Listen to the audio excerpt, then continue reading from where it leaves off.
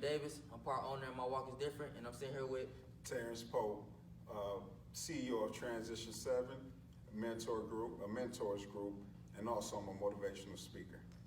and I thought that he had a real dope story, and I felt like it's worth My Walk is Different and giving him this interview because I feel like his walk is very different. So my first question is, can you tell people about your situation that you went through in your trials and tribulations? Okay, 9 years ago, I was shot 7 times due to gang affiliation. I was put in a wheelchair because of that. I mean, it's been a hard struggle for me, and one of the things that I tell people is sitting down has been the tallest that I've ever stood. Although I had to go through this trial and tribulation, although I had to go through this challenge, it was some beauty in that brokenness. I was able to discover who I was, my identity, and my strength. How did that change your life? Going through that situation, it changed my life, not only physically, but it changed my life mentally. I was able to, when we're on our feet, we're moving so fast, life is happening, we're not able to sit back and take a step and think about things that's going on around us. But when I ended up being shot and placed in a wheelchair, it gave me a moment to sit down and reflect and to think about my life, think about where I was heading, where I was going in life. And it gave me a chance to see who Terrance was and not what the streets wanted Terrance to be or who the streets said Terrance was. When I was younger, I have always been in the faith. I know that me and you talked briefly about that. I was in the faith, but getting involved in the streets to kind of take you out of that element. You become a person that you don't want to be, or that you have to be in that class. So being shot, like I said, it was one of those things to where I was able to sit back, reflect, readjust, see what I really wanted to do in my life, where I wanted to go. So it helped me find myself. It helped me build strength. It helped me just see, like I said again, who Terrance was and who Terrance wanted to be. Okay, and I think that's kind of something that people struggle with. A lot of people are confined to their situation. Absolutely. And they're not bad people because they're going through these situations, but sometimes when you put in these environments, you have to adapt. Absolutely. Because if you don't adapt, then you won't be here tomorrow. So yeah. I really see, what you're going through. So my next question is, how did that make you strong as a person?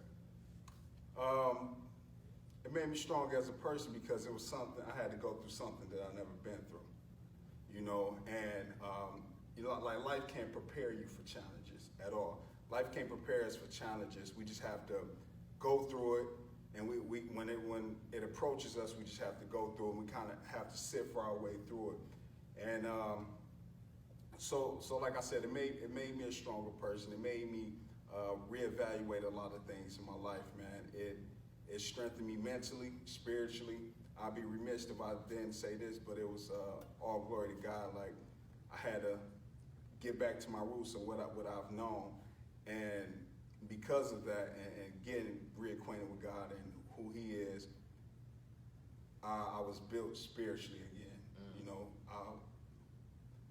Just talking about it and thinking about what God has done in my life, it makes you a little emotional because coming from a place that I was at and how far I strayed away from Him, and just to see how He accepted me back and made me a man that I never thought I could be. It was a defining moment for me. That's big, man. That's big. Can you tell to someone that's possibly going through the same struggle that you're going through, maybe someone that is in a wheelchair that doesn't have strength, or even someone that's in the gang, and what advice would you give to someone that's in the gang? That's my first question. And my next question is, what's some things that advice you can give to someone that's in a wheelchair that may not be as strong as you are?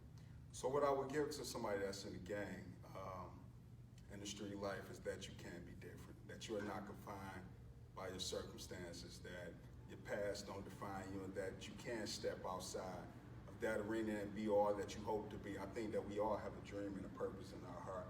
And I think that sometimes we sit back and we don't go for that dream, or we don't go for that purpose because of our surroundings, the people around us, what people are telling us who we can be, what we cannot do, or even like in my situation, being afraid to be different because you may be afraid of what people might say. You may be afraid of being judged, So that was one of the hardest things for me is to separate myself from childhood homeboys, that old ghetto mentality, that toxic situation, to pull myself from that and believe in myself. So what I say is that you can be different. Don't be afraid to step out, be different. I love what you're doing. My walk is different because that is the embodiment of my life. You know, I had to step out and I had to do a different walk. And so another thing that I would say to those who are in the wheelchair is that that our physical don't define our future. You know, that you can be and do all that you want to do. You may have to do it a lot differently. You may have to, it may not be the same as everybody else is doing it. Even for me, I like working out. You know, that's I see you in there again. Yeah. That's one of my things. So I had to navigate differently. You know, I had to navigate differently. It may not look like everybody else, you know, and you can still find your strengths even in the wheelchair. So I found my strength. One of the things that I could never do, thought I could never do, and that was motivational speaking. Okay. And I wouldn't have discovered that a gift to motivational speak if I hadn't been put in a wheelchair. Right. You know, and so use that. Use what has happened to you. If you're in a wheelchair, or if you've been diagnosed with cancer, you know, or if you have a disability that no one can see, because we are having internal struggles. You know, use that to your advantage. I read a book not too long ago. I don't want to say the author's name because I might be confusing them, but it's the Underdog Advantage. Okay. And it talks about people who have been hit with life blows, maybe physically, maybe spiritually even, and they're using those disadvantages to their advantages, and their birthing beauty in it. You know, so that's strong, man. So my last question, just want to ask, when you hear my walk is different, what does that mean to you, and how do you feel like your walk is different? So it's funny you say that. I'm gonna answer the last question first. How do I feel like my walk is different? I got this joke that I always say that I ain't your average cat in a wheelchair. I roll different, you know. And so I feel like that. I like that. My walk is different, but in my role is different. But in spiritual terms, my walk is different. When I think of that, man, I think of my whole life. Is that I don't confine myself to other people's opinions. You know, I don't confine myself to what people say I should do, or even coming from the hood. You know, coming from the hood. My life, when they say, when you come to church, you gotta be suited, tied, suited and booted, or you talk this way, or don't come into the church with the hat on. And you know, I think that you have to understand is that your walk is not my walk, and I'm gonna walk this way out in the way God gives it to me. Because even in that, you can say, if I change up myself too much, then the crowd that I'm called to will not be affected as I can affect them, because I'm trying to construct my life and my way around what other people what other people think I should be doing, or the way that I should look. I have my own audience. You have your own audience that you call to, and we cannot be relatable to them as if we're confining ourselves to other people's opinions. So when I hear that, that is what I think of, is that my walk is different, and I'm gonna walk out the way that I see fit, and the way I feel like God see fit, and I will not be confined to the opinions of others. That's big, man. And one thing I want to do, man, like always, man, I want to give you one of our shirts.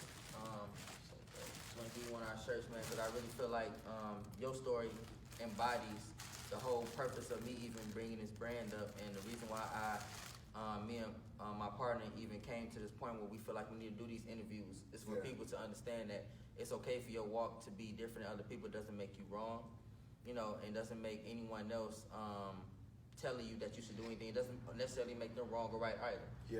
It's about having this conversation, and this is why we want to start a dialogue with allowing people to know that it's okay for your walk to be different, and for you to have for you to feel positively about your walk and not feeling down about it. So I really feel like you embody it.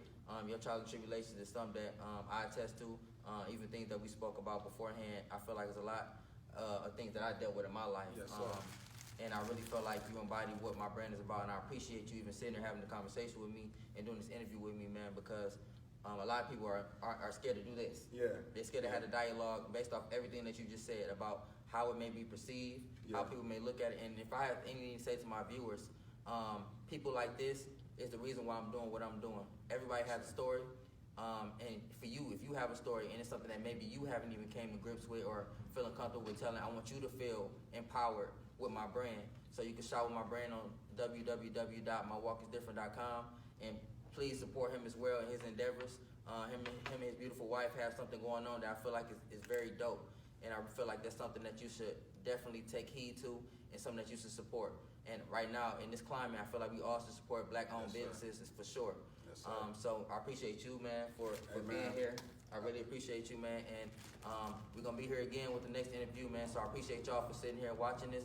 And My Walk is Different, man. Support that. Yes, sir. I got something to lose, something to prove. You think you can do what I do, then walk in my shoes. You think you can do what I do, then walk in my shoes.